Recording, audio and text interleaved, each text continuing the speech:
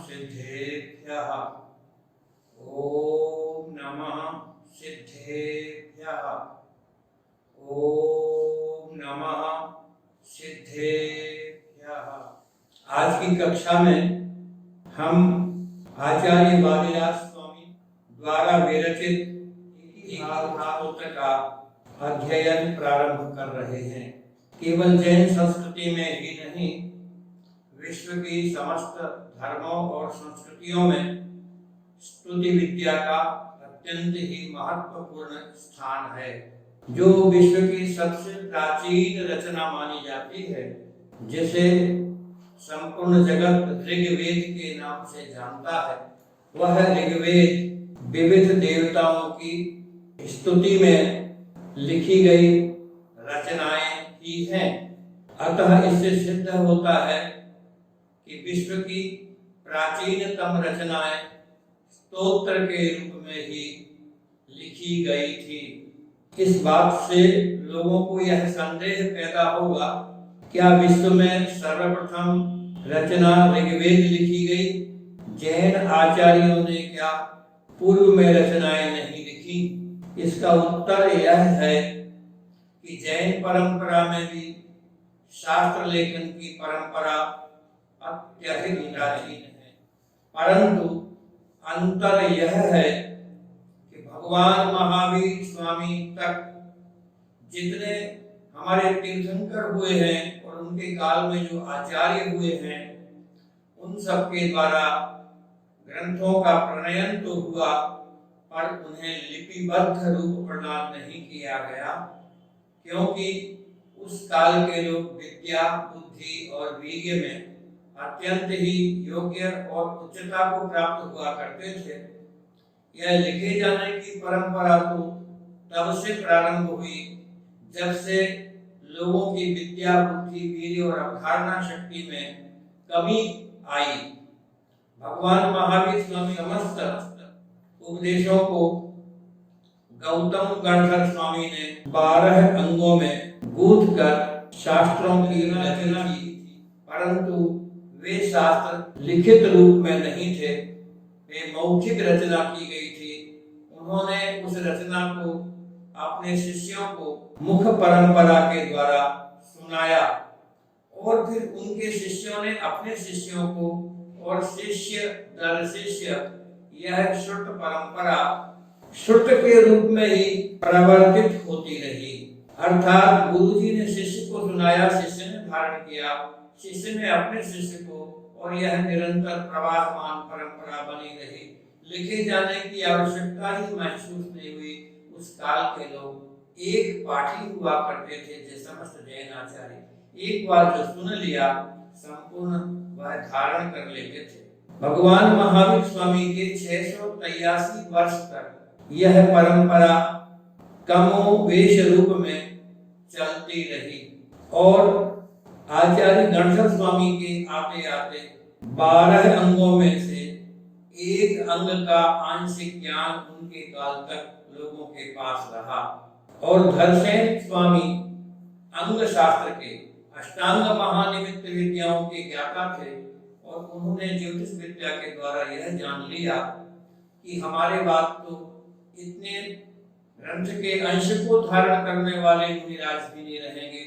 अतः उन्हें चिंता हुई, और उन्होंने दक्षिण भारत की महिमा नगरी में जो मुनियों का सम्मेलन हो रहा था, वहां समाचार भेजे कि हमारे पास इस प्रकार से इस अंग के आंशिक ज्ञान है, और वह आगे आने वाली पीढ़ी तक सुरक्षित रह सके। इस दृष्टि से आप तो योग्य मुनिराजों को मेरे पास भेजिए, जिन्हें यह विद्या देकर मैं कृतकृत्य हो सकूं और जीवन को अपना पूर्ण कर सकूं, अन्यथा यह विद्या मेरे साथ ही चली जाएगी। तब वहां से 2 मुनिराज, आचार्य पुष्पदंत एवं आचार्य भूतबली, उस समय तो मुनिराज थे, बाद में आचार्य बने, आए, उनसे अध्ययन किया, और षटखंडालों के रूप में धरसेन आचार्य के द्वारा प्राप्त ज्ञान को उन्होंने लिपिबद्ध किया, और ग्रंथ का नाम षटखंडागम रखा। उसमें 6 खंड हैं, और विस्तार से नहीं बतलाते हुए कहना चाहूंगा कि तब से जैन परंपरा में शास्त्रों को लिखने की शुरुआत हुई। उससे पहले यह चूंकि एक शिष्य अपने गुरु से और वह अपने शिष्यों को निरंतर सुनाया करता था, तो एक कान से दूसरे कान तक श्रुत के रूप में यह परंपरा चल रही थी, इसलिए शास्त्रों का नाम श्रुत पड़ा। और जिस दिन सबसे पहली बार इन शास्त्र को लिखा गया वह ज्येष्ठ शुक्ल पंचमी के दिन लिखा गया था। अतः उस दिन संपूर्ण दिगंबर जैन समाज में श्रुत पंचमी एक महान पर्व के रूप में मनाया जाता है, क्योंकि उसके कारण से ही आज हम ग्रंथों को, आचार्यों की वाणी को, महावीर स्वामी की वाणी को जान पाते हैं और समझ पाते हैं। ये परंपरा चलती रही और उसके बाद अनेक आचार्य मुनिराज, आचार्य कुंद स्वामी, आचार्य उमा स्वामी, आचार्य समंतभद्र स्वामी आदि अनेक आचार्य हुए। आचार्य पुष्पदंत स्वामी ने भी षटखंडागम ग्रंथ में उसका जो मंगलाचरण लिखा, जिसे संपूर्ण जगत नमोकार मंत्र के रूप में जानता है, वह नमोकार मंत्र भी अपने आप में एक स्तुति है, क्योंकि उसमें पंच परमेष्ठियों को नमस्कार किया गया है। अतः जैन जगत की प्रथम रचना नमोकार मंत्र है, जो षटखंडागम के मंगलाचरण के रूप में हमें प्राप्त होती है। यद्यपि नमोकार मंत्र मंत्र के रूप में जाना जाता है, परंतु स्तुत्यात्मक होने के कारण से, नमस्कारात्मक होने के कारण से वह भी हम उसे प्रथम स्तुति अथवा प्रथम स्तोत्र मान सकते हैं। उसके बाद से अनेक आचार्यों ने भगवत जिनेंद्र के गुणों का गान करते हुए, उनकी महिमा का बखान करते हुए अनेक स्तोत्रों की रचना की है। और अच्छे प्राचीन काल के प्रमुख स्तुतिकारों में परम पूज्य आचार्य समंतभद्र स्वामी का स्थान अग्रणी है, जिन्होंने स्वयंभू स्तोत्र नामक स्तुति की रचना करके जैन साहित्य के भंडार को समृद्ध किया था। स्वयंभू स्तोत्र के अतिरिक्त जैन दर्शन में, जैन समाज में 5 स्तोत्र अत्यंत ही महत्वपूर्ण माने जाते हैं, जिसमें से आचार्य कुमुद चंद्र के द्वारा लिखित कल्याण मंदिर स्तोत्र, मानतुंग स्वामी के द्वारा लिखित भक्तावर स्तोत्र, धनंजय महाकवि के द्वारा लिखित विशापहार स्तोत्र, वादिराज मुनिराज के द्वारा लिखा गया एकी भाव स्तोत्र और भूपाल कवि के द्वारा लिखित जिन चतुर्विंशतिका स्तोत्र, ये अधिक महत्वपूर्ण हैं। संपूर्ण जैन समाज हजारों वर्षों से इन स्तुतियों का पाठ करके पाप कर्मों का क्षरण करता है और पुण्य का संपादन करता है। पिछले दिनों में भक्तामर स्तोत्र, कल्याण मंदिर स्तोत्र आदि का अध्ययन हम कर चुके हैं। आज हम मुनि वादिराज स्वामी द्वारा विरचित एकी भाव स्तोत्र का अध्ययन करेंगे। इस स्तुति के रचयिता वादिराज स्वामी के विषय में कोई विशेष जानकारियां नहीं, क्योंकि प्राचीन काल के संपूर्ण कवि नाम यश ख्याति से परे रहकर आत्मसुखाय रचनाएं किया करते थे और तथा उन रचनाओं के माध्यम से अपने कष्टों के साथ उस स्तुति के पाठ करने वालों का कष्ट भी दूर किया करते थे। मुनि वादिराज स्वामी के बारे में जो जानकारी प्राप्त होती वह यह है कि वे अपने युग के प्रसिद्ध तार्किक और दार्शनिक विद्वान थे और अनेक प्रतिवादियों को शास्त्रार्थ में पराजित करने के कारण से उन्हें वादिराज की उपाधि प्राप्त हुई और कालांतर में वे इसी नाम से प्रसिद्ध हो गए और उनका वास्तविक नाम तो लुप्त हो गया। इतने बड़े दार्शनिक आचार्य के द्वारा ऐसी भक्ति और भावक प्रवण रचना के द्वारा बड़े बड़े विद्वान आश्चर्यचकित रह जाते हैं कि जिस विद्वान ने संपूर्ण जिस विद्वान की बुद्धि रूपी गाय ने अपने समग्र जीवन शुष्क तर्क रूपी घास को सेवन किया और शुष्क तर्क रूपी घास के सेवन के द्वारा अत्यंत स्वादिष्ट दुग्ध स्तुति रूप कविता रूपी दुग्ध को जो है उत्पन्न किया, ऐसे इन महाकवियों में प्रसिद्ध कवि वादिराज स्वामी हैं। इनकी तुलना जैन दार्शनिक कवियों के रूप में प्रसिद्ध सोमदेव सूरी तथा नैषधकार श्री हर्ष के साथ की जाती है, क्योंकि उक्त दोनों ही महाकवि दार्शनिक भी हैं और उनके समान वादिराज स्वामी दार्शनिक के साथ भावप्रवण कवि भी हैं। द्रविड़ संघ की नंदी संघ की शाखा के आप प्रसिद्ध आचार्य रहे और इनका अन्वय अरुंगल नाम से है। कर्नाटक प्रांत में चौलुक्य नरेश जयसिंह प्रथम हुए हैं, उनके समय में आपका जन्म हुआ है 11वीं शताब्दी में, और वे उनके संपूर्ण सभा में आपका बहुत उच्च कोटि का सम्मान था। परंतु जैसा कि आप जानते हैं, उस सांप्रदायिक युग में बहुत से विद्वान ऐसे भी थे जो जैन धर्म से ईर्ष्या किया करते थे। किसी जिन धर्मद्वेषी दुष्ट विद्वान ने राजा के कान भरे, महाराज आप जैन धर्म को मान्यता करते हैं, उनकी मुनियों का सत्कार करते हैं, आपको पता नहीं कि जैन मुनि कोढ़ से ग्रस्त होते हैं। ऐसा उसने इसलिए कहा कि पूर्व पाप कर्म के उदय से आचार्य श्री वादिराज स्वामी के देह में कुष्ठ रोग प्रकट हो गया था, परंतु वे अपने शरीर की वेदना से दूर रहकर आत्मा के आनंद में लीन रहा करते थे और ध्यान से कभी विचलित नहीं हुआ करते थे।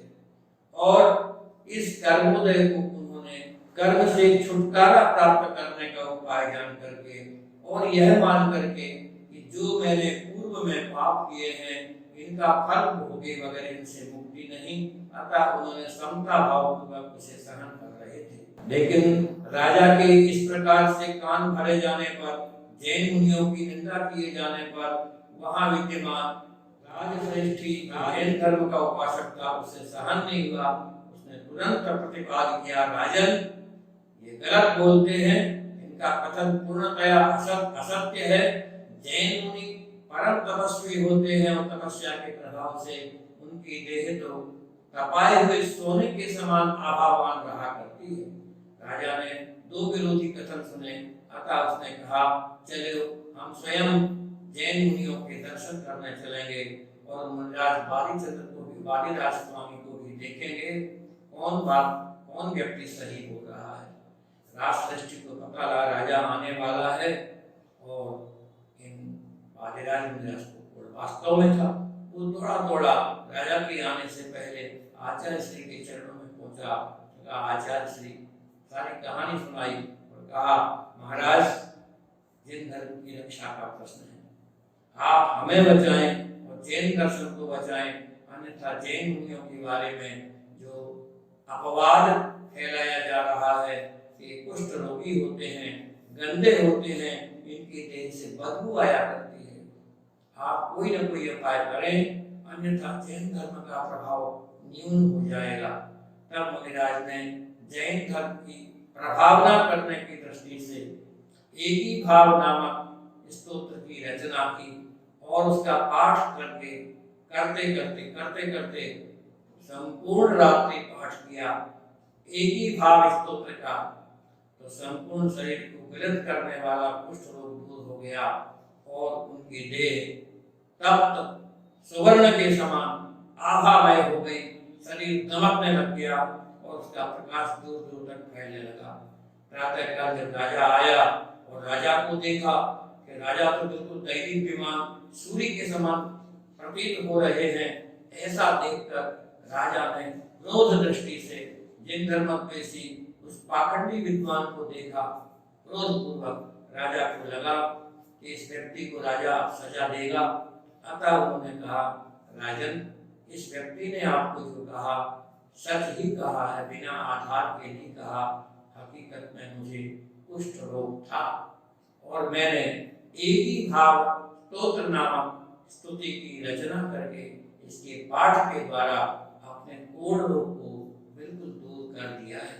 प्रमाण के रूप में आप देखें, मेरी सबसे छोटी अंगुली कनिष्ठिका में अभी कोढ़ का थोड़ा सा चिन्ह है, राजा को दिखाया। इससे राजा को सांत्वना हुई। राजा ने उन विधर्मियों को दंड सजा नहीं दी, परंतु मुनिराज के क्षमा भाव को देखकर, दया भाव को देखकर वह विधर्मी और राजा जैन धर्म का अत्यंत अनुरागी हो गया। अतः यह स्तुति अत्यंत प्रभावशाली है और इसकी रचना के पीछे एक महान इतिवृत्त और एक महान घटना छिपी हुई है। इस दृष्टि से एक ही भाव स्तोत्र पंच स्तुतियों में महत्वपूर्ण स्थान रखने वाला यह स्तोत्र है।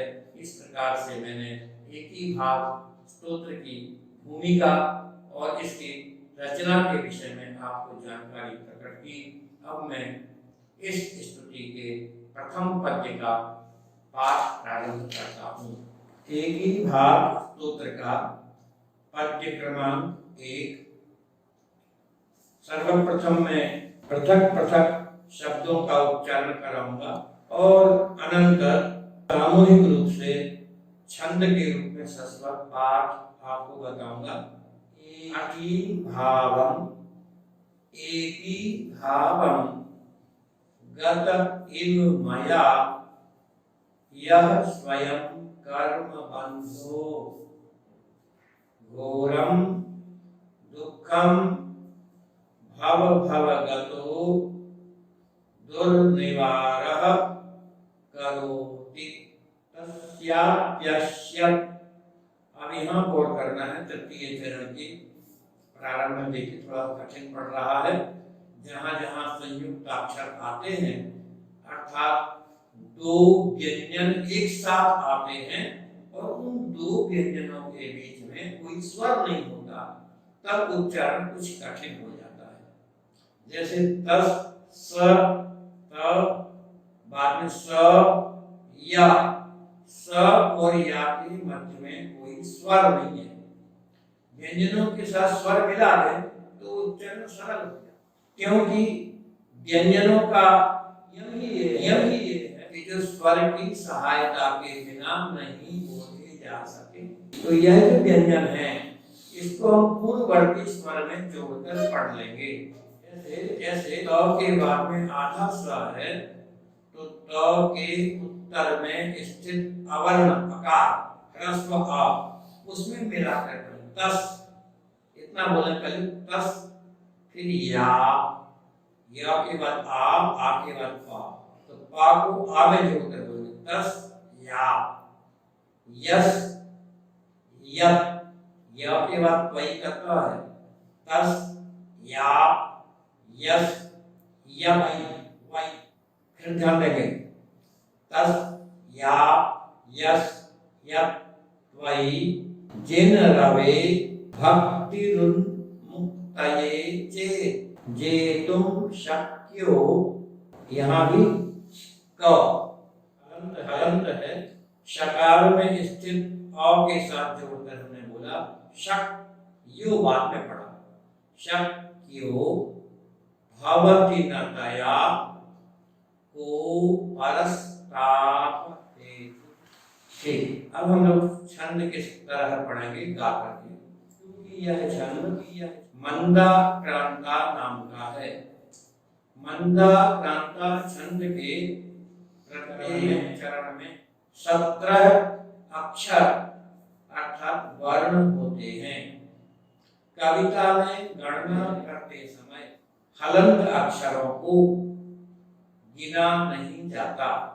स्वर युक्त जो व्यंजन है उनकी गणना करने पर प्रत्येक चरण में 17 वर्ण आपको दिखाई पड़ेंगे, एक ज्यादा नहीं और एक कम नहीं, और इनका भी एक अपना गुरु लघु का क्रम हुआ करता है।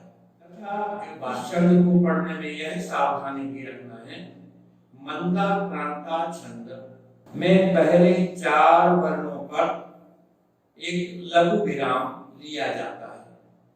4 वर्णों के पढ़ने के बाद 6 वर्णों पर लघु विराम दिया जाता है।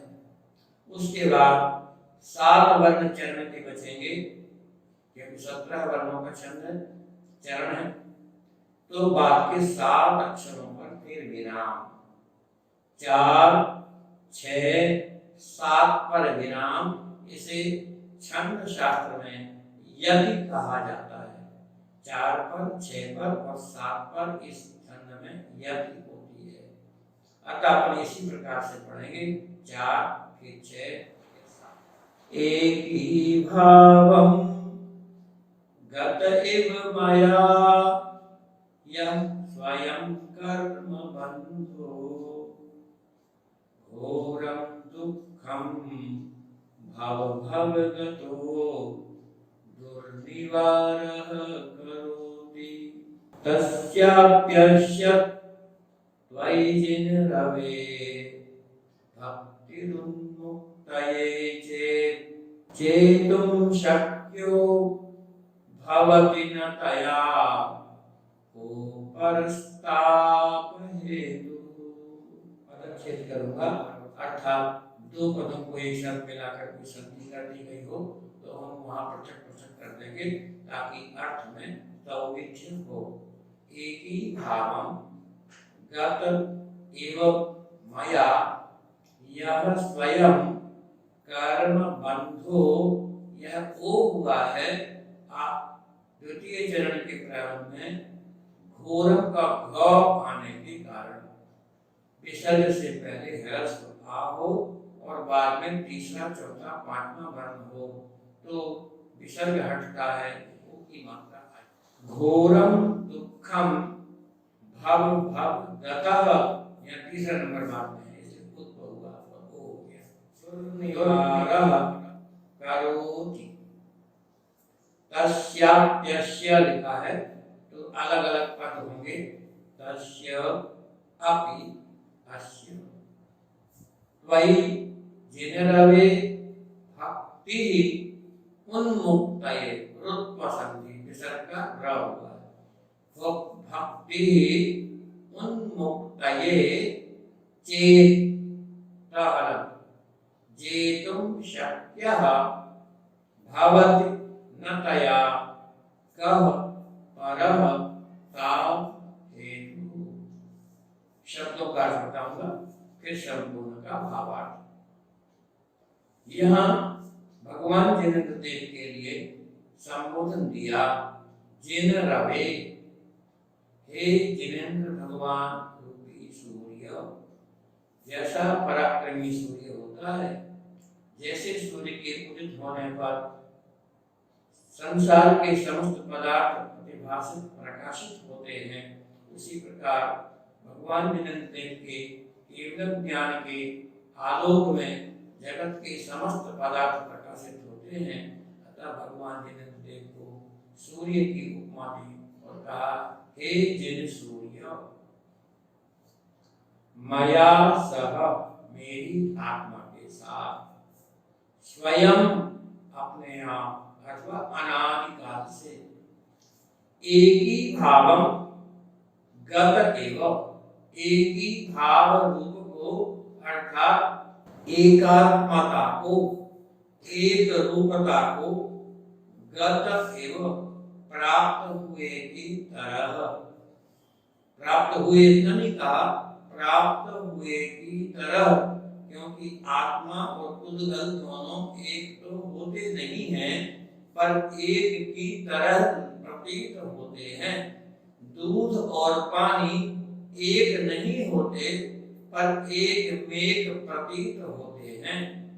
उसके दूध पानी के समान जो एक रूपता की तरह लग रहे हैं, और जो दुर्निवार हैं, जिनका निवारण अत्यंत कठिनाई से किया जाता है। ऐसा जो कर्म बंध, कर्मों का बंधन है, 8 कर्म बतलाए गए हैं, उन 8 प्रकार के कर्मों से यह आत्मा दुखी होता है। तो यहाँ कहा गया, यह जो कर्म बंध है, और कैसा कर्म बंध, भव भव गतः, भव भव में साथ रहने वाला, प्रत्येक पर्याय में चलने वाला, अनादिकाल से चल रहा है? यह कर्म बंध क्या करता है? यही दुख का कारण है। घोरम दुखम करोति, यह कर्म बंध घोर दुख तो करता है। आगे कहते हैं महाकवि, परंतु त्वयि भक्ति, आपके प्रति की गई भक्ति, आपके गुणों के प्रति जो भक्त का अनुराग है, चेत यदि तस्य वह कर्म बंध भी, आपके प्रति की गई भक्ति उस कर्म बंध की उन्मुक्ति का, कर्म बंध के छूटने का कारण बन जाता है, तो तरही, तो फिर तया उस भक्ति के द्वारा अपरः कह ताप हेतु, दूसरा कौन से संताप का ऐसा कारण है जो जेतुम शक्य, जीता जाने में शक्य ना हो, समर्थ नहीं हो। प्रत्येक शब्द का अर्थ बताया, संपूर्ण का अर्थ यह है, इस संसार में जीव अनेक कष्टों को उठा, और उन कष्टों का कारण क्या है, हेतु क्या है? कहा उन कष्टों का हेतु कर्म बंध है। जीव कर्मों का बंध करता है। कर्म जब उदय में आते हैं तो वे फल देते हैं।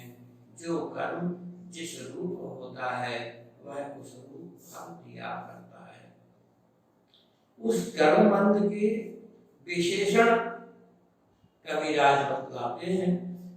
पहला विशेषण एक ही भाव गत एवं, जो एक ही भाव को प्राप्त हुए की तरह है, अर्थात जो दूध और पानी के समान एक मेघ सा प्रतीत होता है। और कर्मबंध का विशेषण क्या है? कर्मबंध कैसा है सब जानते हैं। दुर्निवार, इसका निवारण अत्यंत कठिन है। सरल होता तो हम कर्मबंध से छूटकर अब तक मोक्ष में पहुंच गए होते, और जो मोक्ष में पहुंचे हैं उन्होंने भव भव में अनेक भवों तक घोर तपस्या की और ध्यान अग्नि के द्वारा कर्म बंध का नाश किया।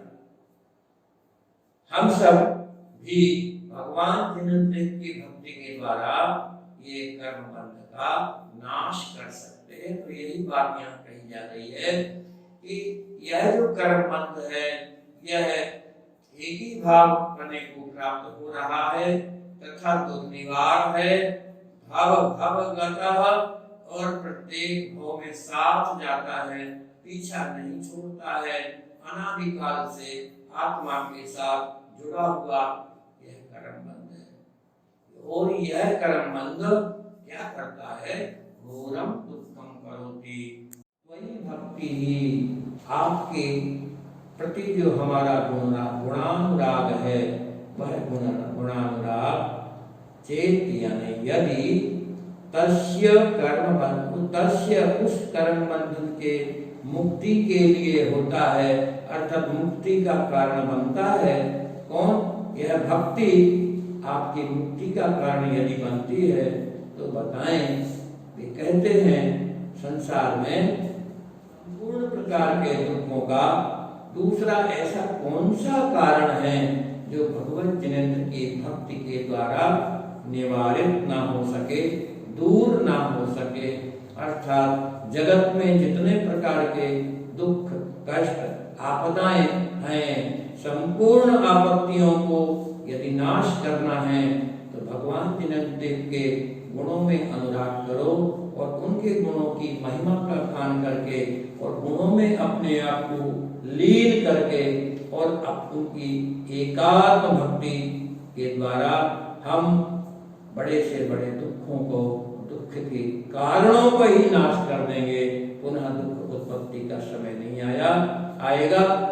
और धवला टीका में तो आचार्य वीर सेन स्वामी ने तो स्पष्ट रूप से घोषणा की है कि भगवान जन्मदेव की भक्ति से, आराधना से निवृत्ति और निकासित कर्मों का भी नाश होता है। तो बताइए ऐसे कौन से दुख के कर्म दूसरे हो सकते हैं जो जिन भक्ति के द्वारा दूर ना हो सकें। हे प्रभु, बड़ी से बड़ी व्याधियां मेरे शांत हों, विश्व में मंगल हो, संसार के सभी जीव सुखी हों और यह वैश्विक महामारी के रूप में जो कोविड-19 के कारण से जो रोग फैल रहे हैं उनका भी शमन हो। हम सब आपके चरणों में ऐसी भक्ति करते हैं कि संपूर्ण संसार में मंगल हो, कल्याण की भावना हो। सभी को